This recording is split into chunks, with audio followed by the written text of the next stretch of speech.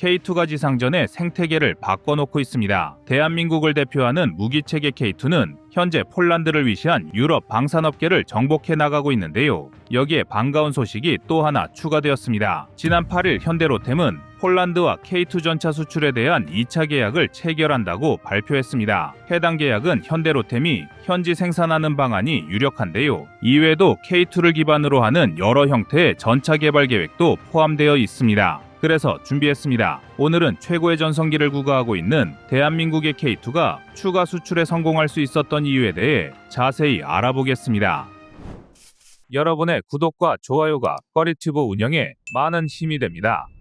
현대로템이 폴란드 방산기업인 PGG와 손을 잡고 폴란드 수출형인 K2PL을 현지 생산하기로 했는데요. 세부 계약 내용은 여기서 끝이 아닙니다. 현대로템과 PGG는 K2를 기반으로 하는 군안전차, 교량전차, 공병전차 등 다양한 바리에이션도 함께 개발하기로 했습니다. 그러나 사실 이번 계약은 2022년 체결된 기본 계약에서도 양측이 어느 정도 공감하고 공유한 내용이라 새로울 것이 없다고 생각할 수 있는데요. 현재 폴란드의 정치 상황을 고려하면 상당히 이례적이고 놀라운 일이라 할 수 있습니다. 지난 9월 13일 폴란드 국방부는 이전 정부에서 체결된 한국산 FA-50 경공격기 구매 계약 절차에 대한 감사를 추진하겠다고 밝혔습니다. 폴란드 PAP 통신과 러시아 스푸트니크 통신에 따르면 해당 계약이 문제되는 이유는 구매 결정이 급하게 이루어졌고 여기에 폴란드의 이익은 전혀 고려되지 않았기에 전체적으로 불공정 거래라는 것이 현 정권 측의 주장입니다. 그리고 이런 논란은 K2 계약에도 그대로 적용되고 있습니다. 이전 정부가 너무 급하게 계약한 나머지 계약 내용을 꼼꼼히 따져볼 여유가 없었고 그래서 폴란드가 금전적 손해를 입었거나 어쩌면 리베이트 등의 방산 비리가 숨어 있을 것이라는 억측이 난무하고 있습니다. 그러나 2022년 7월 폴란드와 K2 천대분의 기본 계약을 맺을 당시를 떠올려보면 폴란드는 발등에 불이 떨어진 상황이었습니다. 급박해진 우크라이나 전선을 지원하기 위해 폴란드는 대량의 지상군 무기를 우크라이나에 공여해준 데다 자국의 무기도 현대화할 필요를 느낀 것입니다. 폴란드의 급한 사정을 고려한 대한민국은 K2 180대를 부랴부랴 긴급 소요분으로 분류해 주었던 것인데요. 물에 빠진 놈 구해주니 보찜 내놓으라 한다고 지난해 12월 출범한 현 폴란드 정권은 이러한 전후 사정은 전혀 고려치 않은 채 이전 정권의 흠집내기에 혈안인 상태입니다. 폴란드 연립정부는 과거 정권 인사들의 각종 비위를 파헤치는 적폐청산 작업을 11개월째 진행하고 있는데요. 오랜 감세도 뚜렷한 성과가 나오지 않자 지난 정부의 성과라 할 수 있는 대한민국과의 방산계약까지 문제 삼고 있는 것입니다. 이러한 폴란드 현지의 분위기를 감안했을 때 이번 2차 계약 체결은 폴란드의 현 상황이 다급하다는 증거이며 동시에 K2 전차의 우수성을 증명해준 또 하나의 사례라 할 수 있습니다. 흔히들 K2의 가장 큰 장점으로 도입 비용을 꼽고 있지만 유럽과 중동에서 진행된 수많은 훈련과 테스트 결과를 보면 우수한 K2의 흔적이 고스란히 기록되어 있습니다.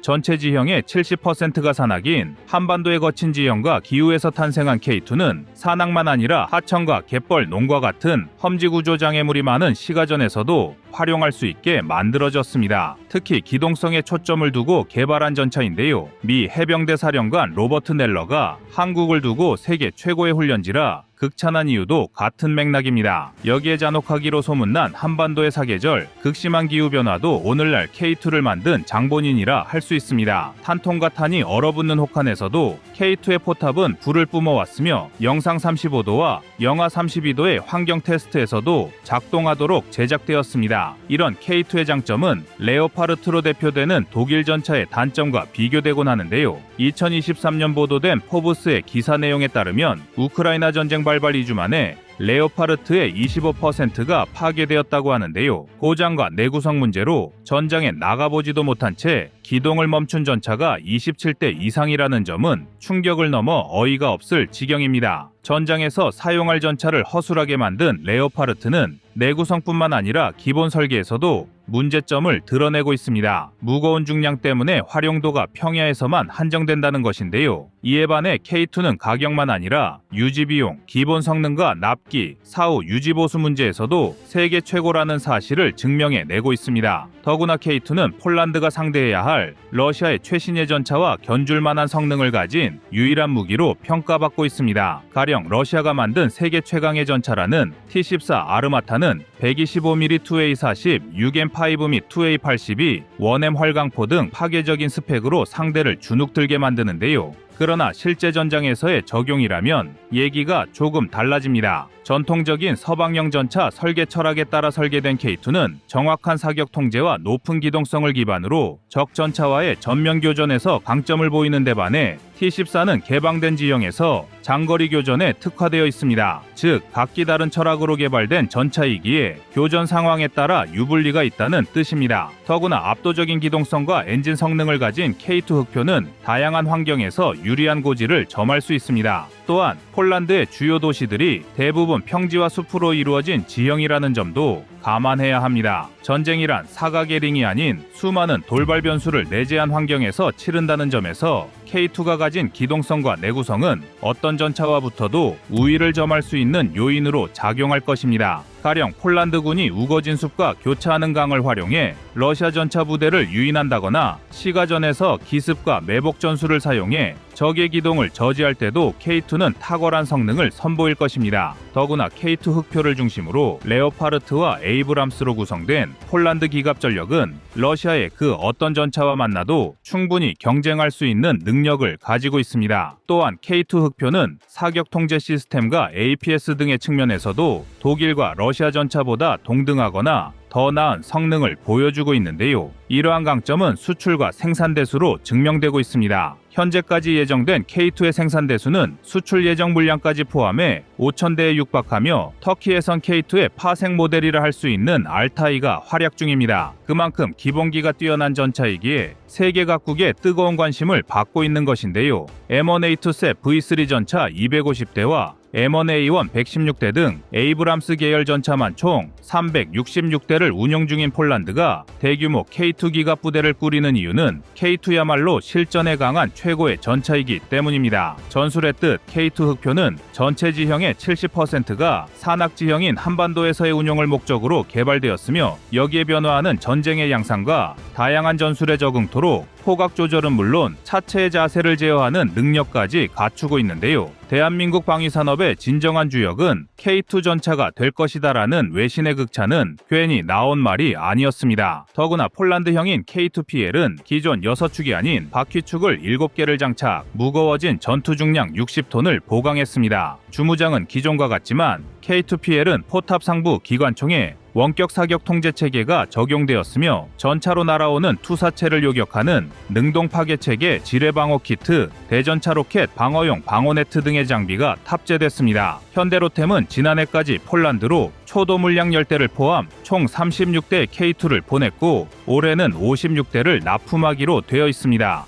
오늘 날짜를 기준 34대를 공급했으니 남은 물량 22대는 연말까지 공수될 예정이고 내년에 96대를 납품하면서 1차 계약이 종료될 예정인데요. 여기엔 55구경 120mm 활강포를 만든 현대위아 1500마력 DV27 엔진을 만든 HD 현대인프라코어 그리고 밀 12560 H방탄강을 공급하는 포스코, 한국형 특수장갑판을 개발한 국방과학연구소, ADD 등 대한민국 방산기업의 노력이 있었기에 가능한 일이었습니다. 폴란드가 K2 전차를 도입한 결정은 단순한 무기 구매를 넘어 여러 중요한 의미를 담고 있습니다. 이는 한국 방산업계의 국제적 위상을 높일 뿐만 아니라 대한민국이 세계 군사무기 시장에서 어떤 위치에 있는지를 명확히 보여주는 사례이며 한국의 방산 기술이 세계적인 수준에 도달했다는 것을 폴란드라는 유럽의 군사강국에서 공인받은 것으로 해석할 수 있습니다. 물론 폴란드가 얻는 이득도 만만치 않습니다. 첨단 기술이 결합한 최강의 전차 도입으로 전투력이 증강되었으며 전 세계적으로 방산 시장에서 전차 수요가 급증하는 상황에서도 안정적인 수급을 자랑하는 K2 전차를 공급받는다는 큰 이점을 얻게 되었습니다. 이는 전차 공급이 오래 걸리는 타 국가 제품과의 비교에서 두드러지게 나타나는데요. 이는 폴란드가 전력 강화를 빠르게 이루는데 결정적인 역할을 할 것입니다. 더구나 폴란드는 나토 회원국으로서 유럽의 안보를 책임지는 중요한 위치에 있습니다. 한국과의 방산협력은 유럽과 아시아 간의 관계를 더욱 공고히 하여 국제사회에서 폴란드의 위치를 강화할 수 있는 중요한 외교적 자산이 될 것입니다. 전술의 뜻,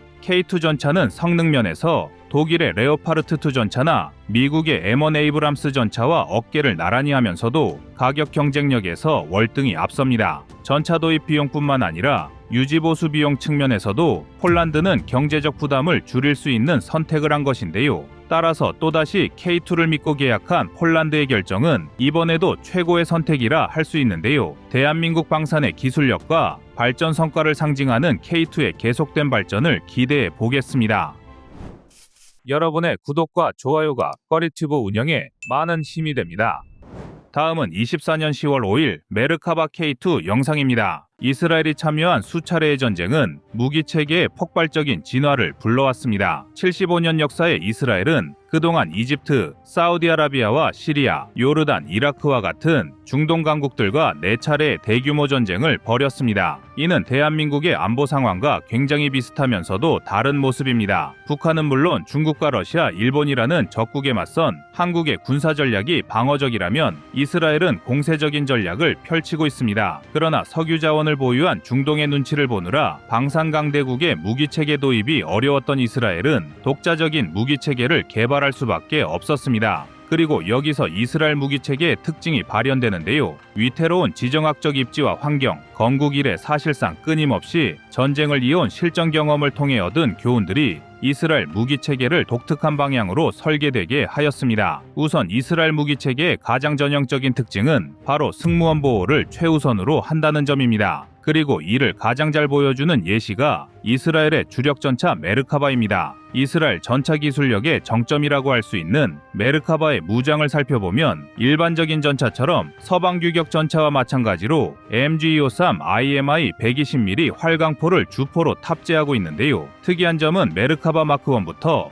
포발사대 전차 미사일인 LAHT를 발사할 수 있다는 것입니다. 간단히 말해 이스라엘산 미니 헬파이어라고 할 수 있는 LAHT는 레이저 유도 시스템을 이용해 적 전차의 상부를 효과적으로 타격할 수 있는데요. 게다가 유효 사거리는 8km에 달합니다. 일반적으로 120mm 주포를 탑재한 전차가 3에서 3.5km의 유효 사거리를 갖는다는 걸 감안하면 상당히 먼 거리를 공격할 수 있는 건데요. 더군다나 최대 800mm까지 관통이 가능한 미사일이 레이저 유도를 통해 적 전차의 상부를 타격할 수 있기 때문에 대단히 효과적인 공격이 가능합니다. 또 재미있는 것은 부무장으로 60mm 박격포가 탑재되어 있다는 것입니다. 그것도 전차 내부에 탑재되어 있어 저격수로부터 박격포병을 보호할 수 있는데요. 심지어 탄도 계산 컴퓨터에 의해 자동으로 제어되기까지 합니다. 적군의 입장에서는 전차에서 포탄도 쏘고 대전차 미사일도 날리고 박격포까지 발사하는 어이없는 상황을 마주해야 하는데요. 전차 하나로도 다양한 전장 환경에 대응하기 위한 이스라엘의 노림수였다고 볼 수 있습니다. 상당히 신박한 설계인데요.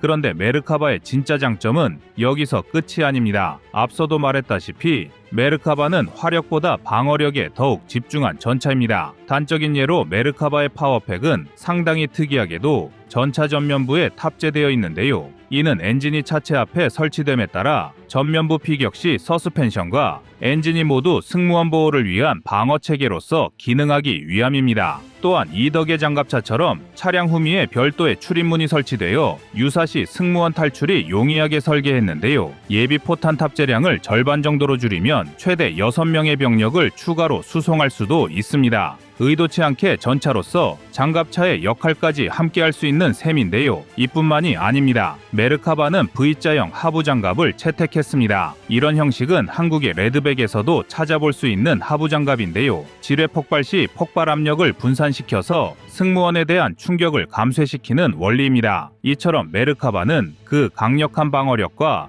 뛰어난 승무원 보호 능력을 중점으로 두고 꾸준히 발전을 거듭해왔는데요. 이스라엘에게 전차는 지상전의 승패를 결정짓는 가장 중요한 무기체계입니다. 제2차 중동전쟁 당시 주변의 아랍 국가들에 비해 수적으로 불리한 이스라엘은 아랍 국가들보다 우수한 성능의 전차를 확보하는 것이 중요하다는 사실을 깨달았습니다. 하지만 처음부터 국산 전차를 개발할 생각이었던 건 아닌데요. 본래 이스라엘은 영국의 최신형 전차 치프틴 개발 과정에 참여하고자 했습니다. 그러나 제3차 중동전쟁 이후 영국이 아랍 국가들의 압력에 의해 이스라엘과의 치프틴 전차 개발 계획을 취소해버리자 이스라엘은 독자적으로 전차를 개발해야만 했는데요. 이 와중에 제4차 중동전쟁이 발발하면서 이스라엘군은 이집트군의 대전차 미사일과 로켓포 공격에 전차 110대 중 85대를 고작 3분 만에 날려먹는 참패를 겪게 되었습니다. 이런 교훈이 있었기에 메르카바의 방어력에 그토록 집착하게 된 것입니다. 그리고 이런 설계 사상은 메르카바 마크4까지 고스란히 이어졌습니다. 우주선을 떠올리게 하는 넓고 납작한 포탑은 극단적인 경사장갑을 추가하기 위함인데요. 경사각도에 따라 실질적인 장갑의 넓이를 확장해서 동일 두께 장갑 대비 높은 방호력을 의도한 것입니다.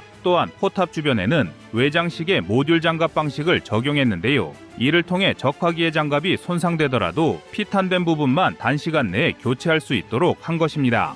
결정적으로 메르카바 마크4는 두 발의 전차 미사일과 로켓포에 대응하기 위하여 국산 트로피 체계를 장착했는데요. 이는 4개의 레이더 안테나로 360도를 감시하면서 접근하는 대전차 미사일을 완전 자동 요격시키는 능동 방어 체계로서 이를 통해 전차 방어 능력에 방점을 찍었습니다. 물론 그렇다고 해도 메르카바가 완벽한 전차라는 뜻은 아니며 많은 단점도 지적되고 있습니다. 우선 메르카바의 가장 큰 단점으로 무기 편의성이 꼽히는데 가령 메르카바엔 그 흔한 자동장전 장치조차 없습니다. 이로 인해 메르카바엔 탄약수가 최대 4명이 필요한데요. 물론 현대전차에서 자동장전 장치가 필수라는 뜻은 아닙니다. 대표적으로 미국의 M1 에이브람스도 여전히 수동장전 장치를 고집하고 있습니다. 하지만 자동장전 장치의 유무는 전투 지속력 측면에서 상당히 중요합니다. 일례로 에이브람스의 경우 숙련된 병사를 기준으로 7초 한 발 재장전이 가능합니다. 이는 분당 8에서 9발에 해당하는데요. 하지만 이는 어디까지나 전차 교범 기준이고 숙련도에 따라 장전 속도도 천차만별입니다. 더군다나 전투가 길어질수록 탄약수의 전투 피로도가 급증할 수밖에 없습니다. 반면 K2의 경우 자동장전 장치를 탑재하면서 분당 최대 10발 이상의 장전이 가능하며 기계인 만큼 지칠 일도 없습니다. 또 중량도 문제인데요. 메르카바 마크4는 전장 9m, 전폭 3.7m, 전고 2.6m로 K2와 거의 유사한 크기입니다. 그런데도 K2의 전투 중량이 56톤에 불과한 데비해 메르카바 마크4의 중량은 무려 65톤에 달합니다. 이 정도면 영국의 챌린저2를 제외하면 주력 전차 중에서도 가장 무거운 축에 속하는데요. 이 때문에 메르카바 마크4에 이르러서야 K2와 마찬가지로 1500마력의 엔진을 탑재하면서 시속 67km가 가능해졌습니다. K2가 시속 70km는 너끈히 돌파하는 걸 생각하면 상당히 느린 속도인데요. 또 방어력을 높이기 위해 엔진을 차체 전면에 배치하면서 조종수의 위치가 굉장히 후방구로 빠졌고 이로 인해 메르카바 마크4는 조종이 어려운 것으로 악명이 높습니다. 사실 메르카바에 특이할 정도로 심한 방어력 집착과 대전차 미사일, 박격포까지 탑재한 무장은 시가전이 잦은 이스라엘군의 전장 환경을 반영한 것입니다. 그러니 기동력이나 편의성을 희생하더라도 괜찮았던 건데요. 쉽게 말해 이스라엘의 전장 환경에 맞춘 선택과 집중이었던 것입니다. 이를 증명하듯 방산 시장에서 10위권에 머무르는 이스라엘이지만 메르카바 수출 사례는 거의 없습니다. 지나칠 정도로 이스라엘의 특수한 환경에만 목적을 맞춘 전차이기 때문인데요. 하지만 이스라엘은 수출보다 더 중요한 것을 깨달았는데요. 바로 승무원의 생존입니다. 이스라엘은 전차보다 인적 자원이 더 가치 있다고 판단한 것입니다. 그도 그럴 게 이스라엘의 넓이는 고작 22,145제곱킬로미터에 불과한데요. 전라도와 거의 엇비슷한 크기입니다. 또 2021년 기준 인구수는 936만 명을 조금 넘는데요. 이 정도면 2021년 기준 서울특별시 인구 966만 명에도 못 미치는 것입니다. 또한 산유국에 둘러싸여 있음에도 전 세계에서 손에 꼽힐 정도로 자원 빈국인데요. 이런 최악의 상황에서 이스라엘은 철저한 인적 자본으로 성장한 나라입니다. 그래서 전장에 나가는 군인의 생명을 보호하는 것을 교리상 가장 앞에 둘 수밖에 없는 것입니다. 더군다나 아랍의 대국들과 육지로 연결된 채 몇십 배의 인구를 상대로 전쟁을 이어가려면 당연하기까지 한 선택인데요. 이스라엘은 지금도 좋기 50배에 달하는 적대국 인구에 둘러싸여 살고 있습니다. 그만큼 전문성과 지혜를 총동원하여 국가안보 대응책을 수립하지 않으면 안 될 절대적으로 위협적인 환경 속에 있습니다. 그렇기 때문에 이스라엘 안보는 대응의 자유와 최대 군사력 확보라는 개념에 바탕을 두고 있습니다. 이스라엘은 일단 적으로부터 도발을 받으면 반드시 대가를 치르도록 대응하겠다는 강력한 보복 정신을 가지고 있습니다. 그리고 보복은 무차별적으로 이루어지는 것이 아니라 충분한 군사력을 바탕으로 한 정교함과 동시에 확증 파괴력이 동원된 타격으로 적의 공격 의지를 상실케 하고자 합니다. 이는 대한민국도 역시 마찬가지입니다. 한국의 주적은 북한을 대상으로 하고 있지만 가장 대표적으로는 중국이 있고 일본까지도 절대 간과할 수 없습니다. 실제로 한국은 이미 중국, 러시아, 일본 등과 같은 열강으로부터 억압을 받아왔는데요. 이로 인해 상대가 도발하기 이전에 사전에 차단하는 억제력이 필요했고 이를 위해서는 질 좋은 공격 역량이 필수적이었습니다. 한국의 군사력은 우리가 전쟁에서 승리하진 못하더라도 적성국에 회복할 수 없는 타격을 입히겠다라는 방향으로 발전해 왔습니다. 이스라엘 역시 강력한 무기 개발과 대응 태세로 전쟁을 억제해 왔으며 전쟁이 임박한 이 순간에도 전략적 우위를 점하고 있습니다. 폭풍전야와 같은 동북아 정세에서 이스라엘과 같은 극단적인 수준의 대응 태세는 우리가 배워야만 할 교훈이 될 것입니다.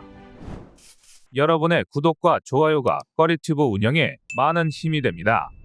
다음은 24년 9월 25일 아르메니아 K2 영상입니다. 러시아, 튀르키예, 이란에 둘러싸인 형국의 아르메니아는 21세기에 접어든 지금도 안보 위협이 상당히 큰 나라로 평가를 받고 있습니다. 아르메니아의 입장에서 러시아는 필요할 땐 우방을 자처하다가 막상 자신들의 이익이 없으면 언제든 아르메니아를 씹던 껌처럼 버려온 나라이며 튀르키예는 과거 아르메니아를 침략했던 오스만 제국의 계승국가이다 보니 국가 간의 관계가 매우 불편한 처지입니다. 또한 지리적으로 중동과 가깝기 때문에 중동 일대에서 군사적 분쟁을 유발하고 있는 이란의 위협도 배제할 수 없어 다양한 안보 위협이 자리하고 있는데요. 세계 2위의 군사력을 가진 러시아뿐만 아니라 튀르키예와 이란 모두 해당 지역에서는 나름의 군사 강국으로 평가를 받는 전력을 보유하고 있기 때문에 아르메니아는 매년 GDP의 5%가 넘는 엄청난 예산을 국방에 투자하고 있으며 매년 국방비 증가율이 10%를 가뿐히 넘기고 있습니다. 게다가 국경을 맞대고 있는 아제르바이잔과의 군사 충돌도 빈번하여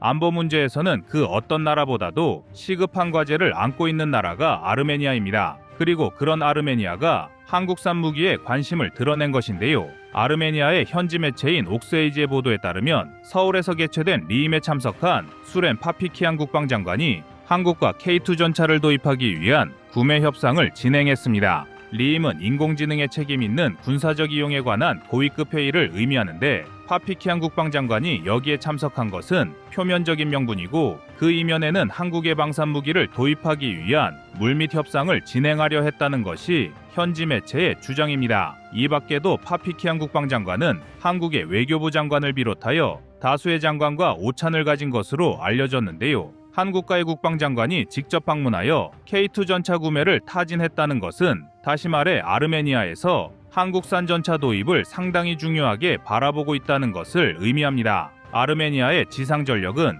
주로 소련제 무기로 구성되어 있는데 가장 주력으로 활용할 수 있는 전력이 3세대 수준으로 평가받는 T-80 계열의 전차입니다. 이마저도 서방의 3세대 전차보다는 다소 기술력이 뒤떨어진다는 평가가 많으며 게다가 현재는 3.5세대 전차가 지상 전력의 핵심으로 자리하고 있기 때문에 3세대 전차로는 주변의 군사 강국을 상대하기엔 많이 부족한 전력을 보유하고 있습니다. 또한 러시아는 자국의 이익을 위해 일부 무기를 아르메니아에 지원해주며 우방 흉내를 냈었지만 지금은 경제적인 이익이 없다는 판단하에 지원을 중단하고 아르메니아를 토사구팽하는 모습을 보이고 있다는 점도 새로운 전차의 필요성을 높이는 요소입니다. 아르메니아 입장에선 제대로 된 사후 지원을 받기 어려운 러시아 전차를 이선으로 밀어내고 보다 확실한 신뢰성을 갖춘 신형 전차를 도입해야 장기적으로 안정적인 군대 운영이 가능합니다. 아르메니아가 필요한 전차의 조건을 다시 정리하자면 3.5세대 이상의 최신 성능을 갖추고 있으며 안정적으로 운용할 수 있는 납품과 사후 지원을 갖추고 있어야 하는데요. 아르메니아는 자신들의 요구사항에 가장 적합한 전차로 K2를 선정한 것입니다. K2 전차는 현대위아에서 개발한 120mm 활강포 CN08을 탑재하였으며 자동장전 장치를 가지고 있어 빠른 사격이 가능합니다. 포탑 후방에 16발의 탄약을 적재할 수 있으며 자동장전 장치를 활용하면 1분당 최대 10발 이상의 포탄을 발사할 수 있을 정도로 빠른 재장전 속도를 가지고 있는데요. 여기에 더해 날개 안정 분리 철갑탄을 사용하기 때문에 적 전차에 대한 관통력도 우수한 장점을 가지고 있습니다. 한국군이 사용하는 K-79 날탄을 사용하면 2km의 거리에서 최소 800mm 이상의 관통력을 확보한 것으로 알려졌으며 한국은 열화우라늄탄에 비해 관통자가 약한 텅스텐을 사용함에도 불구하고 탄심이 뭉툭해지는 머시루밍 현상을 개선하여 관통력을 열화우라늄탄에 준하는 수준으로 만들기도 했습니다. 또한 K2는 적의 공격으로부터 전차를 보호하기 위한 능동 방어 장치가 탑재되어 아군의 생존성을 향상시킬 수 있으며 이외에도 적의 중성자탄의 위험을 감지하고 오염 지역을 우회하는 것까지 가능한 전천후 전차입니다. 그렇다면 K2가 상대해야 할 나라들은 어떤 전차를 운용하고 있을까요? 먼저 이란은 자체 개발한 줄피카 전차를 주력으로 운용하고 있습니다. 특히 2012년에 공개된 줄피카3는 러시아의 T-72를 모방하여 개량한 전차로 이란의 전차 중에서는 나름대로 최신 기술을 최대한 도입한 것으로 알려진 전차입니다. 줄피카3는 125mm 주포를 탑재하였기 때문에 구경만 놓고 보면 120mm 주포를 사용하는 K2보다 더 강한 화력을 가지고 있을 것처럼 보이지만 문제는 포신이 겨우 43구경장으로 55구경장을 탑재한 K2보다 훨씬 짧은 포신을 가지고 있다는 것입니다. 포신이 짧다는 것은 발사한 포탄이 포신 내부에 머무는 시간이 줄어든다는 것을 의미하며 그렇게 되면 장약의 폭발로 발생하는 가스 압력을 충분히 받지 못해 포탄의 초속이 감소하게 됩니다. 그리고 포탄의 초속이 감소한다는 것은 포탄의 운동 에너지가 감소하여 관통력이 줄어든다는 치명적인 문제를 발생시키는데요. 장갑 관통력이 떨어진다는 것은 결국 적 전차를 상대로 제대로 된 화력을 낼 수 없다는 점에서 전차에겐 치명적인 단점으로 작용할 수밖에 없습니다.